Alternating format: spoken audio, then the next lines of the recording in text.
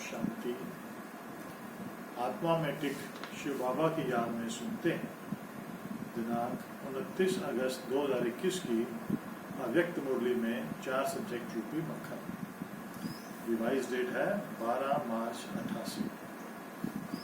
मुरली का टाइटल है 3 प्रकार का स्नेह तथा दिल के स्नेही बच्चों की विशेषता। ज्ञान के सब्जेक्ट पे आज बाप अपने स्नेही, सहयोगी और शक्तिशाली ऐसे तीनों विशेषताओं से संपन्न बच्चों को देख रहे हैं। यह तीनों विशेषताएं जिनमें समान हैं, वही विशेष आत्माओं में नंबर 1 आत्मा है। स्नेही तो सभी हैं, लेकिन स्नेह में एक है दिल का स्नेह, दूसरा है समय प्रमाण मतलब का स्नेह और तीसरा है मजबूरी के समय का स्नेह। जो दिल का स्नेही है, उसकी विशेषता यह होगी, वह सर्व संबंध और सर्व प्राप्ति सदा सहज स्वतः अनुभव करेंगे। एक संबंध की अनुभूति में भी कमी नहीं। अविनाशी सुख है ईश्वरीय सुख। जब ईश्वरीय सुख मिल जाता है तो विनाशी सुख आपे ही पीछे पीछे आता है। सदा इसी नशे में आगे बढ़ते रहो। हम विजयी पांडव सेना हैं, जिन्होंने कभी बाप का हाथ नहीं छोड़ा। धीरे धीरे सब धर्म वाले मोल्ड हो रहे हैं और कहेंगे कि अगर फिलॉसफी है तो आदि सनातन धर्म की है और सभी आत्मा के धर्म की तरफ आकर्षित होते जाएंगे। योग के सब्जेक्ट पर समय की पहचान प्रमाण, संबंध की पहचान और संबंध प्रमाण, स्नेह की प्राप्ति की अनुभूति। यही बुद्धि को एक्सरसाइज कराओ, जो जैसा चाहे, जिस समय चाहे, वैसे स्वरूप और स्थिति में स्थित हो सके। सर्व संबंधों के स्नेह को समय प्रमाण अनुभव करने वाले हर संबंध के भिन्न भिन्न प्राप्तियों में इतना लवलीन व मग्न रहते, जो किसी प्रकार का विघ्न अपनी तरफ झुका नहीं सकता। इसलिए स्वतः ही सहज योगी स्थिति का अनुभव करते हैं।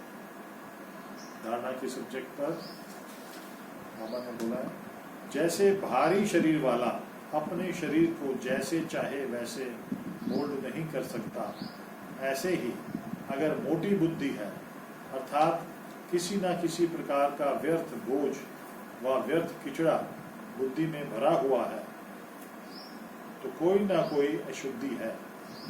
ऐसी बुद्धि वाला जिस समय चाहे वैसे बुद्धि को मोल्ड नहीं कर सकेगा।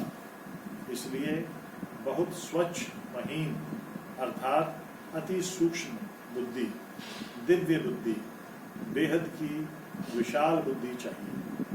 जो आत्मा बाप से सर्व संबंधों के स्नेह में लवलीन रहती, ऐसी यथार्थ स्नेही आत्मा को बाप से स्वतः ही सहयोग की प्राप्ति होती रहती। इस कारण स्नेह अखंड, अटल, अविनाशी अनुभव होता है। यह है नंबर 1 स्नेही की विशेषता। जब जहां बुद्धि को स्थित करना चाहो, ऐसे कर सकते हो ना। कंट्रोलिंग पावर है ना। रूलिंग पावर तब आती है जब पहले कंट्रोलिंग पावर हो। सदा बेफिक्र बादशाह हो ना। जब बाप को जिम्मेवारी दे दी तो फिक्र किस बात का? फिक्र किसको होना चाहिए, बाप को या आपको? और बाप तो सागर है, उसमें फिक्र रहेगा ही नहीं। तो जो भी कर्म करो, कर्म करने से पहले सोचो कि मैं ट्रस्टी बहुत प्यार से काम करता है, लेकिन बोझ नहीं होता। ट्रस्टी का अर्थ ही है सब कुछ बाप तेरा, तेरे में प्राप्ति भी ज्यादा और हल्के भी रहेंगे, काम भी अच्छा होगा, क्योंकि जैसी स्मृति वैसी स्थिति होती। वरदान है, धारणा पर ही वरदान है, मनन शक्ति द्वारा वेट को समाप्त करने वाले सदा शक्तिशाली भव। धारणा पर ही स्लोगन है, जो अपने स्वभाव को सरल बना देते हैं उनका समय व्यर्थ नहीं जाता। सेवा पर बाबा ने कहा, ब्रह्मा बाप भी सूक्ष्म शरीरधारी बन कितनी तीव्र गति से चारों ओर सेवा कर रहे हैं। एक ही सेकंड में उसी समय अनेकों को रूह रिहान का मिलन मनाने का, मदद मिलने का अनुभव करा सकते हैं। फल सेवा का बंधन है, लेकिन इतना फास्ट गति है जो जितना भी करे उतना करते हुए भी सदा फ्री है।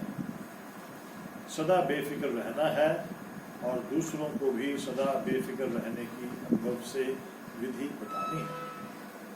अपने को सदा बेहद के निमित्त सेवाधारी समझेंगे तो बेहद की खुशी रहेगी। सेवा भी वास्तव में खुशी का साधन है। प्लेन बुद्धि फास्ट गति की सेवा को प्रत्यक्ष दिखाएगी। आज का सुमान ले सकते हैं हम, सदा हल्की रहने वाली शक्तिशाली और सेवाधारी आत्मा। अच्छा, हम सभी की तरफ से बाप दादा का बहुत बहुत धन्यवाद। Thank you. ओम शांति।